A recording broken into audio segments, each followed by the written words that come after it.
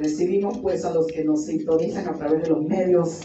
Les bendecimos en el nombre de Jesús. Aquí su hermana Eileen Maldonado desde Capilla del Rey Orlando, como siempre, cada domingo aquí con la congregación, adorando, glorificando al Señor, honrándole con nuestras alabanzas, con nuestro servicio, dispuestos siempre nuestros corazones a escuchar su voz, su palabra, y también dispuestos a cumplir con su voluntad. Les bendecimos en el nombre de Jesús. Esperamos que todos sean muy bien edificados. Recibimos pues a nuestro pastor Luis Hermán Mercado. Muchas bendiciones a todos.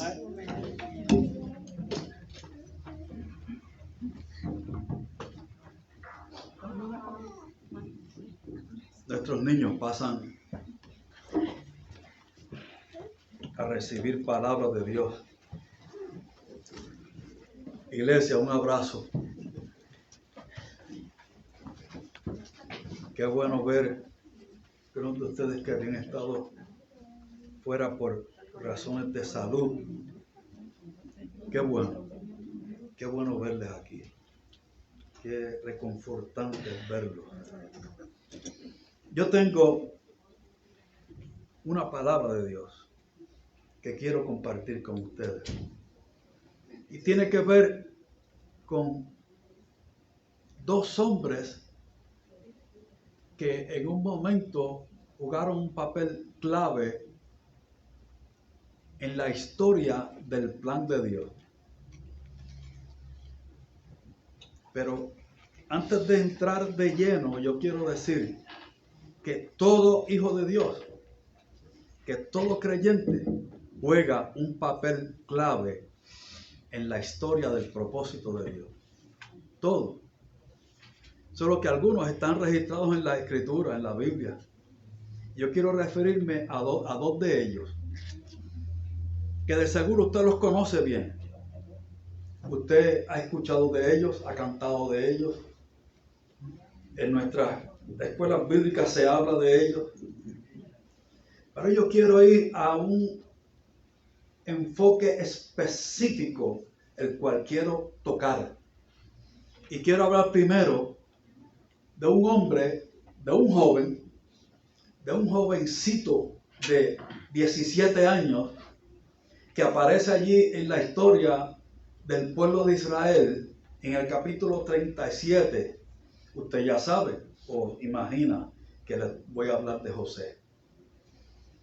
José tenía 17 años y Dios estaba tratando con él. Oiga, que Dios trata con nuestros jóvenes. Amén. Con propósito y propósito grande.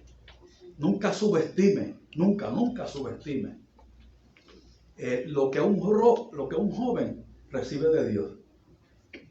Yo no lo haré tampoco. A fin de cuentas, yo me convertí cuando tenía 18 años. 18 años. Este joven, José, tuvo una experiencia con el Señor a los 17 años. Dice el capítulo 37 de Génesis, no vamos a ir allá a leerlo, que su padre lo amaba en forma especial, no porque él fuera mejor, sino porque dijo él, lo tuve en mi ancianidad.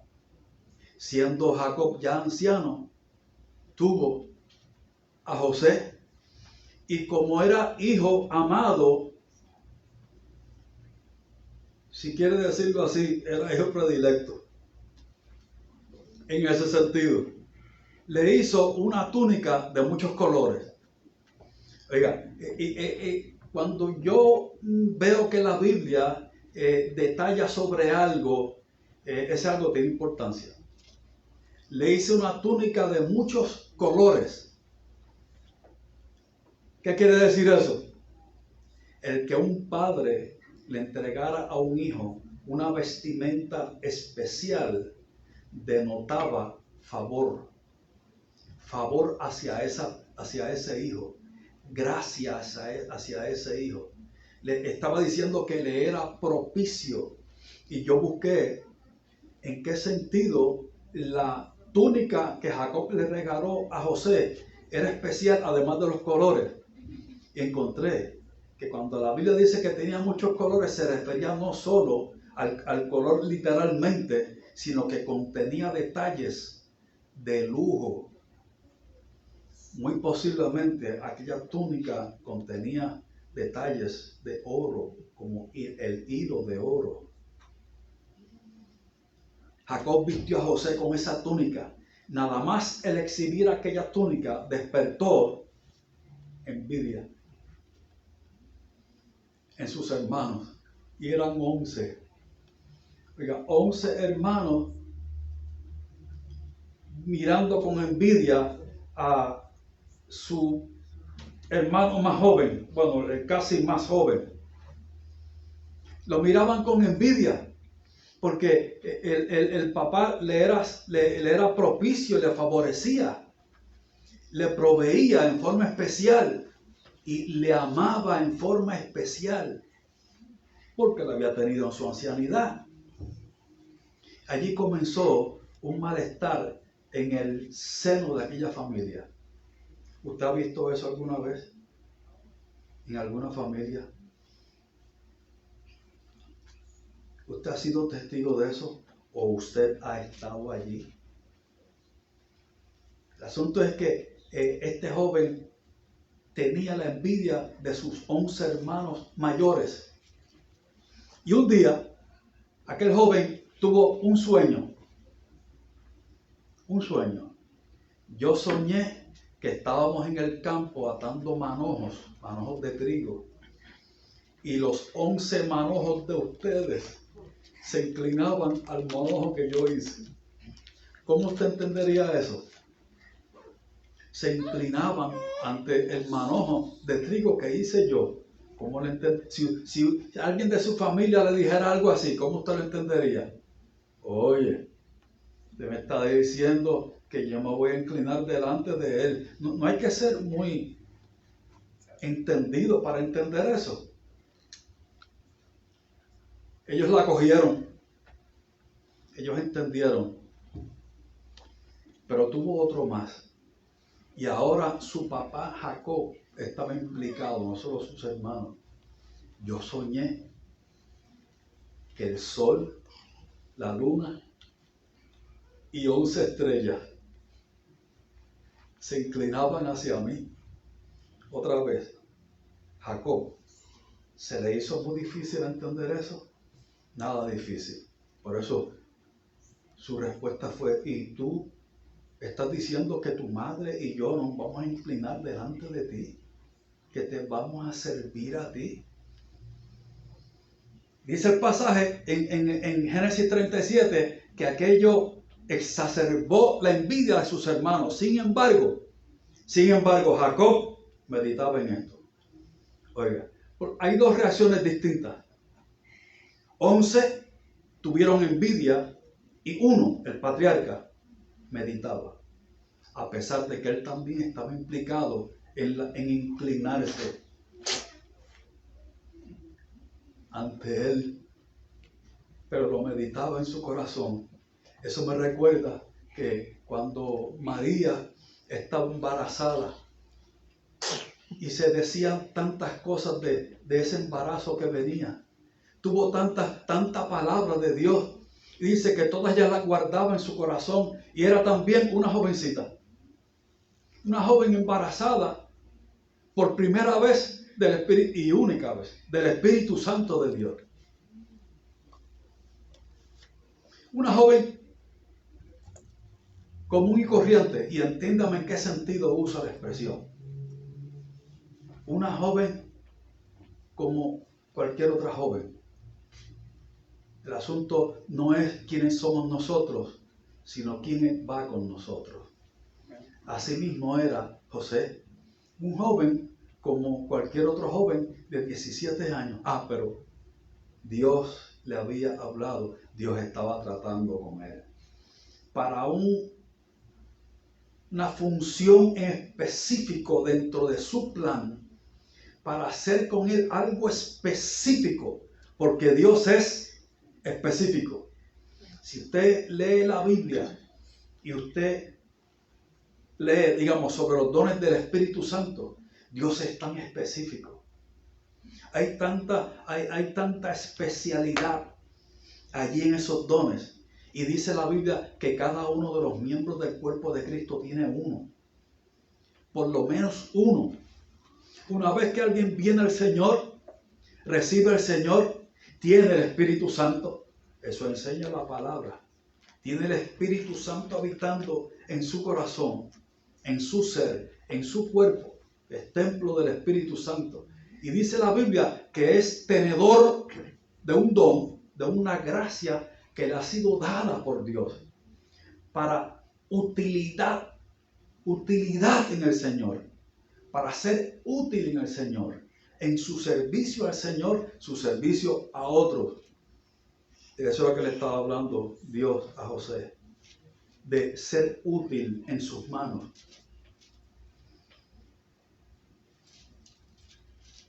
A partir de aquel momento, aquella palabra vino a ser un sueño. A partir de ese momento vino a ser un sueño, un objetivo que José tenía en su corazón y de parte de Dios, como lo tuvo Noé. Oiga, yo leía en estos días acerca de la vida de Noé. A Noé Dios le habló sobre algo específico, otra vez, algo específico. Y le dijo, construya un arca, porque vendrá un diluvio. Y nunca antes había llovido sobre la tierra, nunca. Dice el libro de Génesis que subía un vapor que regaba la tierra, pero nunca había llovido. ¿Para qué un arca, un barco? Y le dio las dimensiones. Y Dios le dijo, constrúyelo ya. Y Noé estuvo cerca de 100 años construyendo aquel barco. Y Dios le habló a Noé solo una vez. Oiga, Dios le dijo a Noé solo una vez lo que tenía que hacer y cómo tenía que hacerlo. No, aquella experiencia no fue recurrente. Dios le habló a Noé solo una vez. Pero aquel sueño de Dios fue sembrado en su corazón. Y a partir de aquel momento despertó la envidia, no de 11 hermanos, sino de una multitud completamente desinteresada en la palabra que Noé estaba anunciando. Porque había un anuncio de arrepentíos. Viene el juicio, arrepiéntase. Ninguno respondió. Oiga, nadie respondió. Y el día en que la puerta del arca se cerró, solo 8 personas, incluyéndolo a él, entraron. Él y 7 más.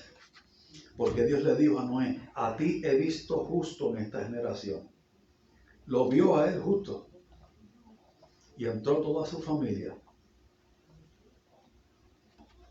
Cree en el Señor Jesucristo y serás salvo tú y tu casa. Pero Dios no lo habló muchas veces. Dios sembró ese sueño y esa expectativa estuvo presente allí. ¿Sabe cuánta burla tuvo este anciano durante casi 100 años trabajando y construyendo un arca? Casi 100 años tomó aquello. Pero Noé sabía que había escuchado a Dios. Y Noé se mantuvo fiel hasta que el día que Dios trajo a los animales, cada uno de ellos, vinieron porque Dios tiene el poder para convocar. Dios convocó a los animales y entraron unos por uno, excepto los que podían vivir en el agua, que quedaron afuera. Y dice la Biblia que se cerró la puerta y la cerró el dedo de Dios. No la cerró Noé, la cerró el dedo de Dios, cerró la puerta.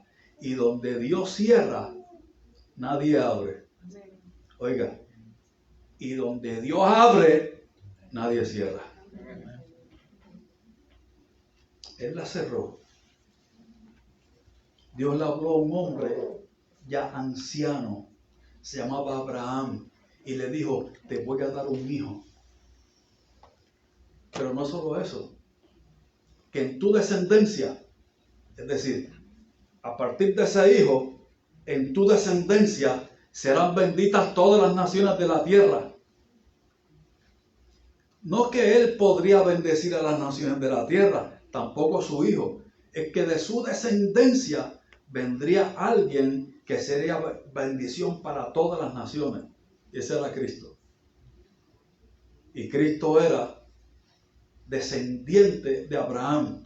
Solo que cuando Dios le hizo la promesa a Abraham, era completamente imposible que aquella promesa se cumpliera. No digo difícil, era imposible. Porque tenía casi 100 años. Y su esposa estaba en los 80, Sara estaba en los 80. Pero además de eso, dice la Biblia en forma clara que ya no podía tener hijos. Había cesado la costumbre de las mujeres, es decir, no podía procrear. ¿Y sabe cuánto esperó Abraham y Sara por el cumplimiento de aquella promesa? 25 años. 25 años. ¿Y sabe qué ocurrió en cada uno de esos días de los 25 años? Que la promesa se volvía cada vez más difícil para cumplir. O debo decir, imposible. La posibilidad del cumplimiento de la promesa crecía cada día. Es decir, cada día que pasaba era menos posible que aquella promesa se cumpliera. Porque Dios le había hecho una promesa que tenía que ver con su cuerpo. Que tenía que ver específicamente con su cuerpo. Él no podía engendrar. Ella no podía concebir. Y cada día que pasaba, aquello se complicaba más. Si no podía, en el momento en que recibió la promesa, menos 25 años después. Pero ocurrió. ¿Sabe por qué ocurrió? Porque Dios llama a las cosas que no son como si fueran. ¿Sabe por qué promesas así llegan cuando menos podemos? ¿Sabe por qué Dios le hablará de cosas, de hacer cosas cuando usted menos puede? Para que sea patente que es por el poder de Dios. Para que sea patente que es solo por el poder de Dios. Y alguien que se somete a Dios. Alguien que le cree a Dios, se somete a Dios. Y Dios hace lo que para los hombres es imposible, incluyendo el mismo hombre que está recibiendo la promesa. Incluyendo él mismo. Su vida se complicaba cada día. La vida de José se complicaba cada día. Y un día sus 11 hermanos decidieron venderlo. Matarlo más bien. El hermano mayor Rubén decidió salvarle la vida y muy dispuesto dijo, no lo matemos. Saquémosle provecho, dejémoslo vivo. Lo cual hicieron. Y lo lanzaron en una cisterna vacía, en un pozo vacío. Y mataron un cabrito y con la sangre mancharon la tuna de colores, ¿la recuerdan? La tuna de colores, la túnica, debo decir, la túnica de colores. La mancharon y se la llevaron a su padre Jacob, diciéndole, una mala bestia lo ha despedazado. ¿No es esta la túnica que tú le regalaste?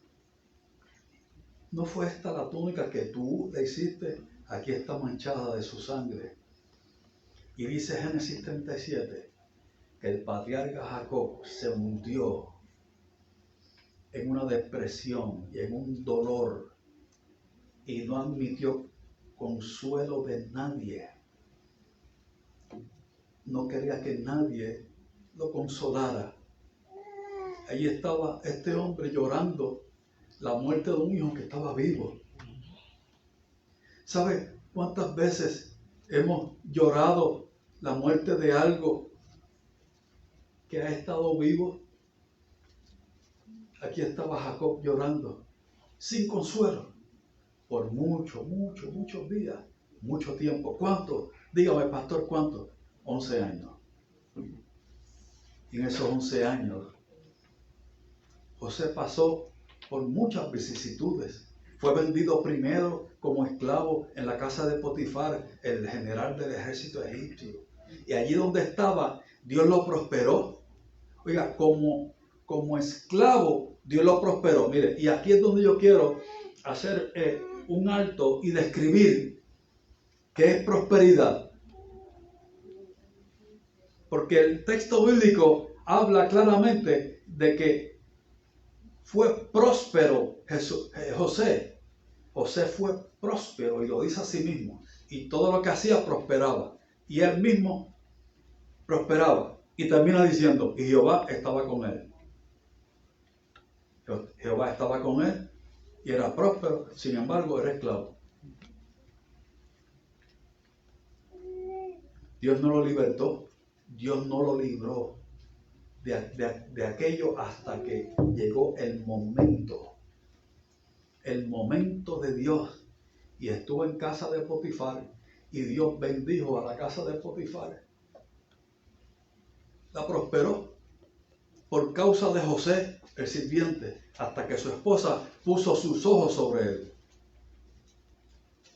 Y usted sabe que el texto bíblico dice que aquella mujer fue tan insistente que llegó el día en que huyó. Pero José entonces fue acusado vilmente de un crimen que no cometió. Yo quiero que usted recuerde que a todo esto, José no cometió falta. Estaba allí por la falta de otros. En todo momento había llegado donde estaba por la falta de otros. Él simplemente contó un testimonio. Dios me habló. Dios me dijo esto. Pero un joven de 17 años estaba allí en Egipto por el error de 11 hermanos que se suponía que eran los llamados a protegerlo como hermano menor. Y ahora, quien se suponía que era un benefactor, que era su amo, le estaba enviando a la cárcel por intentar ultrajar a su esposa. Cosa que nunca hizo, fue todo lo contrario. Aquello le costó años en la cárcel. Y estando en la cárcel, un día llegaron dos empleados, dos funcionarios de la corte de Faraón, el jefe de los coperos y el jefe de los panaderos. Estaban allí presos por alguna falta que sí cometieron, distinto a José. Y estando allí tuvieron sueños cada uno.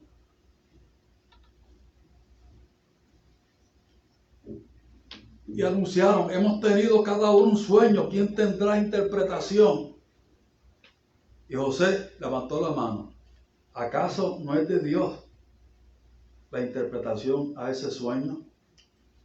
Dime tu sueño, ¿cuál fue? Pues yo veía esto y veía.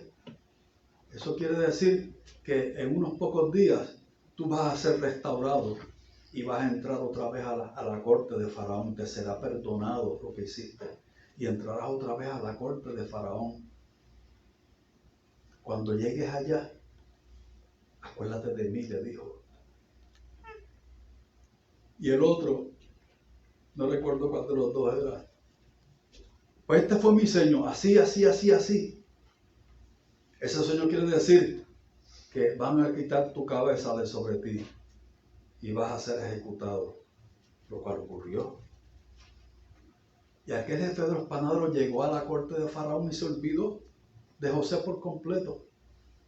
Se olvidó de que tuvo una cita divina allí en la cárcel de más adentro. Son citas divinas. ¿Y quién coordina eso? Lo coordina Dios. Amén. Y un día, al igual que él tuvo un sueño en la cárcel, Faraón tuvo el suyo. Y no se encontró quien tuviera la interpretación para el sueño. Y recordó a aquel hombre. Yo recuerdo ahora que en la cárcel hay un joven hebreo que me contó, me dio la interpretación de un sueño mío. ¿Podemos traerlo? Ahí ya usted conoce el resto de la historia. Llegó José delante de Faraón, dio la interpretación, Faraón lo proclamó segundo en mando en todo el reino, de Egipto y anunció: solo yo seré mayor que él. Y le entregó su anillo y mandó a proclamar que delante de él se proclamara la autoridad que ahora tenía José, que tenía 11 años más. Ya no era joven de 17 años, ahora tenía 11 años más. Fue sacado de la última mazmorra para sentarse en lugar espacioso y casi en el trono de Egipto. Usted sabe que la forma en que Dios lo usó tuvo que ver con el poder salvar al mundo conocido de aquella época. Porque si usted salva, llega una hambruna sobre la parte más desarrollada del mundo en este momento, y la primera potencia mundial que en ese momento reinaba está en hambre, todos los demás tienen hambre. Y aquel joven hebreo fue el que tuvo la interpretación, y no solo la interpretación, sino la palabra de consejo para el faraón. Vamos a sembrar, a sembrar, a sembrar, a sembrar. Eso es logística. Y vamos a construir graneros. Y vamos a guardar todo el grano posible. Y cuando llegue el hambre, todo el mundo va a comer, incluyendo a los hebreos que le habían vendido, sus hermanos. Y cuando los hermanos aparecieron una vez buscando comida, José les fue propicio. Los tenía en sus manos. Podía ejecutarlos a ellos. Estaba en sus manos, pero en su corazón solo había amor. Por eso entonces hizo la declaración que más me impresiona a mí. No me enviaron ustedes acá, me envió Dios. Ustedes pensaron que me habían acabado con mi vida, que me habían enviado acá. No fueron ustedes, fue Dios mismo.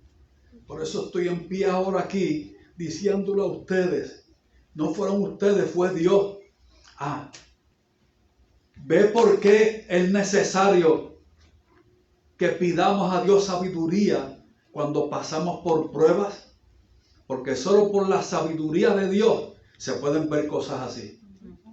Para decir, no fuiste tú que me enviaste aquí. Yo llegué a esta condición tan difícil porque Dios me envió. Con propósito, para preservación de la vida. Para preservarles la vida a ustedes que intentaron hacerme daño, y a una multitud de habitantes. Y los graneros había comida porque Dios usó a aquel jovencito. Resumo la vida de José. Llegó allí a esa condición no por error suyo, sino de otro. Pasaron 300 años, óigame bien, 300 años. Y ahora Dios estaba levantando un hombre que se llamaba Moisés. El pueblo de Israel creció en Egipto. Se quedaron allí con José. Creció en Egipto. Creció tanto y tanto y tanto que el gobierno egipcio lo consideró una amenaza. Y dijeron, han crecido mucho. Vino otro rey que no conocía a José y dijeron, ha crecido mucho, vamos a someterlo a esclavitud. Vamos a darle una pesada carga para que no se levanten contra nosotros. Y los convirtieron en esclavos. Y fueron esclavos 400 años. Y en esos 400 años, en algún momento, que la Biblia nos dice, Dios estaba tratando con un hombre que era nieto postizo de Faraón. Había sido adoptado por la hija de Faraón, era nieto postizo de Faraón. Dios estaba tratando con este hombre, con Moisés, para sacar a su pueblo de la esclavitud de Egipto, porque Dios no se olvidó que tenía pueblo. Oiga, Dios no se olvida de su pueblo. Lo digo otra vez, Dios no olvida a su pueblo.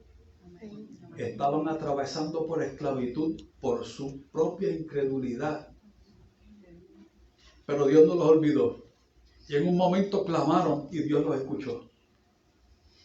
Y dijo, he escuchado el clamor de mi pueblo y he visto su aflicción y he descendido para librarlos de esta esclavitud.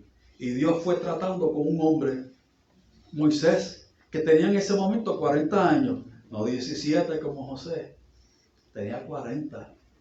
Y Dios fue condicionando su corazón. Y Dios le dio el sueño de ser el libertador de los hijos de Israel. Oiga, y un día salió al campo a ver cómo estaban sus hermanos. Y dice el libro de Hechos que él pensaba que ellos sabrían que Dios iba a dar libertad por su mano. Pues no, ellos no lo pensaban así. Y vio a un egipcio que golpeaba a un hebreo y miró a todas partes. Esto fue así. Dice que miró a todas partes y como no había nadie, levantó su mano y lo mató. Parece que estaba bien fuerte. Mató a un militar. Dio un par de golpes sin armas, lo mató y lo enterró en la arena. Al día siguiente vi a dos hebreos que discutían entre sí y intentó poner paz en ellos. Y le dijeron, ¿qué? ¿Nos vas a matar como hiciste ayer con el egipcio? Al verse descubierto, huyó tan rápido como pudo. Dejó todo atrás, porque había cometido un error, pero no cualquier error, un serio error. Escúchame bien, lo que hizo Moisés es peor por mucho que lo que cualquiera de nosotros hayamos hecho. Ese error que usted cometió, esos errores que yo he cometido, ese error que usted cometió, no compara con lo que hizo Moisés. Mató a un hombre. Y usted me dirá, no, pero pastor, fue para defender a un hebreo. Lo mató. Mató a un hombre. No, pero que en ese caso se justificaba. No se justifica. No se justificaba. Y no sería que el celo de Dios, no. El celo de Dios no manda a matar a nadie, matar a nadie. Se convirtió en un proscrito. Tuvo que huir y correr y correr y correr. Dios le había dicho, voy a libertar a mi pueblo por mano tuya. Ahora estaba huyendo. Llegó al desierto de Madián. Eso era tierra de nadie. De nadie. ¿Oyó? Ahora yo quiero adelantarme al texto bíblico y decir qué fue lo más que prevaleció en la vida de Moisés durante aquellos 40 años que estuvo en el desierto. Yo quiero decirle qué fue. La acusación. Fue la acusación. Aquel hombre se sentía acusado. ¿Acusado por quién? Bueno, había una multitud de gente en Egipto que lo acusaba de matar a uno de los suyos. Él se acusaba a sí mismo, eso es otra. Pero él pensaba que Dios le estaba acusando. Y yo quiero decir que Dios no acusa. Él no es acusador. ¿Sabe quién es acusador? Satanás. Él es el acusador. Cristo es el que justifica. Ahora este hombre estaba huyendo acusado. Se sentía acusado. ¿Sabe qué condición prevalecía en su pensamiento? Lo eché todo a perder. Lo eché todo a perder. En el desierto se dedicaba a pastorear ovejas de su suegro. Porque, oiga, aún en el desierto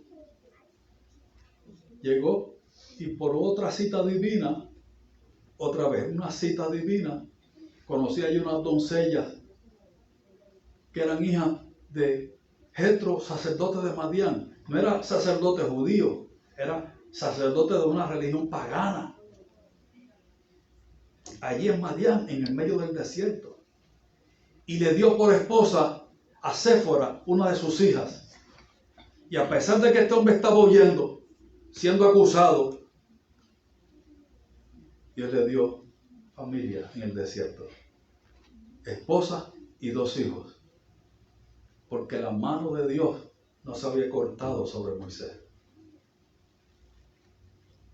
José llegó a aquel estado por el error de otros. Moisés llegó a este estado por el error suyo. El error propio que no tenía que haber cometido. La pregunta es, ¿se atrasó el plan de Dios en manos de Moisés? ¿Se atrasó Moisés dentro del plan de Dios? Es posible que sí.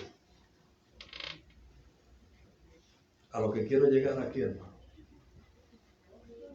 que un día, un buen día, cuando Moisés tenía ya 80 años, había pasado 40 años pastoreando ovejas en el desierto, unas pocas de ovejas en el desierto. Se le apareció el ángel de Jehová en una zarza que ardía y no se consumía. Moisés veía aquello todos los días. La zarza es un arbusto que se seca en el desierto y se desprende y va girando con el viento por combustión espontánea, se enciende. Eso lo veía todos los días. Él era pastor en aquel desierto, 40 años. Pero aquel día vio algo distinto. ¿Por qué distinto? Que Dios estaba llamando a su atención. La zarza ardía y no se consumía. Ardía. Es decir, que Moisés estuvo un buen rato mirando aquella zarza. Y no se consumía. Y de en medio de la zarza, Dios le habló. Dios le habló. Y le dijo, Moisés, quita el calzado de tus pies, porque la tierra que pisas es santa. Pero se había pisado aquella tierra 40 años. Se enteró que era santa ahora. Era santa a partir de aquel momento. No era santa porque era santa. La tierra no era santa. Era santa porque en aquel momento allí estaba Dios mostrándosele. Quita el calzado de tus pies. Te voy a enviar a Egipto para que le digas a Faraón que deje ir a mi pueblo. Pero si de Egipto salí, de Egipto estoy huyendo hace 40 años. Ve a Egipto. Ahora, ¿no te envío yo? Tuvo 2 salidas. Moisés tuvo 2 salidas de Egipto. Aquella vez que salió huyendo y más tarde salió guiando al pueblo de Israel. En la primera salió por un gigantesco error que cometió. En la segunda salió por obediencia. ¿Sabe por qué? Porque el error que este hombre cometió no canceló el plan de Dios. Yo no sé qué errores ha cometido usted en el camino. Yo quiero decirle que el propósito de Dios con su vida es tan real como desde el principio. Que en su desierto Dios tiene una zarza. Y que Dios le reconfirme el propósito con su vida. ¿Será posible después de este? Sí, es posible. ¿Sabe por qué? Porque es Dios quien lo hace. Por eso la historia de Moisés es muy distinta al día aquel que cometió aquel error.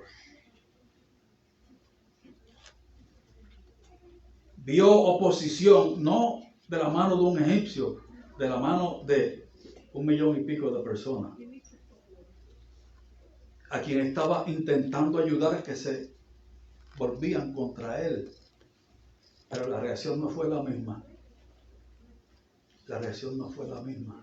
¿Sabe por qué?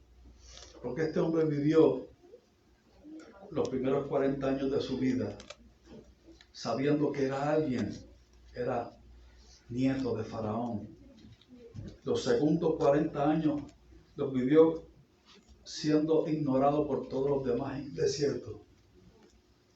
Y ahora los terceros 40 años los habría de vivir siendo testigo de que hace Dios con un hombre a quien nadie busca y en quien nadie confía. Estaba viviendo ahora la experiencia de que por encima de toda probabilidad Dios estaba usándolo para un proyecto y proyecto grande. Y quiero recalcar que ningún proyecto de Dios es pequeño. Lo que se hace para Dios, nada de lo que se hace para Dios es pequeño. Todo lo que se hace para Dios es grande. Todo lo que se hace para Dios es importante. ¿Qué es lo que puede cancelar el plan de Dios con nuestra vida? ¿Cuál es el error de otros? ¿Error de otros? ¿O error nuestro? ¿Qué es lo que puede cancelar la misericordia y el poder de Dios sobre nuestra vida? Nada. Nada. En su desierto, Dios tiene una salsa. Y el Señor le reconfirma. El Señor te reconfirma que el propósito de Dios en tu vida está en pie. Está en pie. Y quien te tiene aquí es Él. Quien te tiene aquí es Él.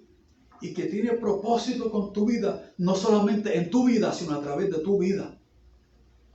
Porque lo que Dios hace con nosotros tiene que ver con nosotros y a otros que están en nuestros lomos. ¿Cuántos son esos? Yo no lo sé. Quizás no son millones de personas, como en el caso de José y de Moisés. Pero son unos cuantos. ¿Cuántos? Yo no lo sé. Pero los hay. Hay gente que están en sus lomos, que están allí. Y son los que usted va a alcanzar para Dios. Amén. Son los que están incluidos en la bendición suya. ¿Qué es lo que puede cancelar eso? Nada. Nada. El propósito de Dios en su vida es patente, firme y nada lo cambiará. Eso, la promesa de Dios, no puedo troncharla yo. La promesa de Dios no puedo troncharla. ¿Ha habido atraso? Es posible. Es posible que sí. ¿Que haya cancelación? No. ¿Sabe cuándo se cancela? No que se cancela, cuando yo la cancelo, cuando le digo no a Dios en mi vida y cuando no pongo mi vida en sus manos. Ahí es cuando todo se detiene. Es cuando todo se detiene. Pero si he puesto mi vida en sus manos, si yo lo recibí como Señor, yo lo recibí como Salvador, Él es mi Señor, Dios hará que se cumplan todas y cada una de sus promesas en su vida. Quiero decir otra vez, todas y cada una de sus promesas en su vida. Todas. ¿Está puesto de pie conmigo, iglesia? ¿Está puesto de pie conmigo?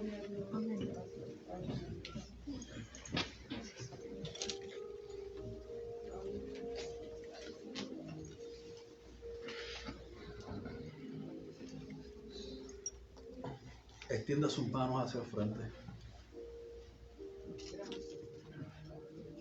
Señor amado Jesús, Padre bueno de misericordia, yo creo, Señor amado, que tú tienes propósito con la vida de cada uno de mis hermanos y que tú ciertamente cumplirás tu propósito en cada uno de ellos. Señor, tú sabes dónde están ahora mismo. Tú sabes dónde están. Yo te pido que tú crees certeza en su corazón. Que tú imprimas certeza en su corazón de que tú estás en su vida y obrando para bien, con propósito y propósito grande. Dios, en el nombre de Jesús, en el nombre de Jesús, que ni uno solo de sus días es común y corriente.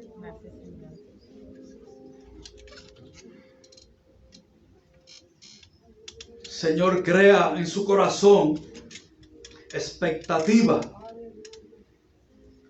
Dios mío, imparte fe. Tú eres el autor de la fe. Imparte fe a tus hijos. Señor, en el nombre de Jesús, para vivir delante de ti, creyendo, creyendo, creyendo, creyendo. Señor, en el nombre de Jesús, que tú tienes cosas grandes que ojo suyo no ha visto, que su oído no ha escuchado, y han subido en su corazón. Porque cosas que ojo no vio, ni han subido en corazón de hombre, son las que tú has preparado para los que te aman. Gracias. Gracias. Gracias, Padre bueno. Gracias. Gracias. Te dice gracias. Gracias, Señor. Tenemos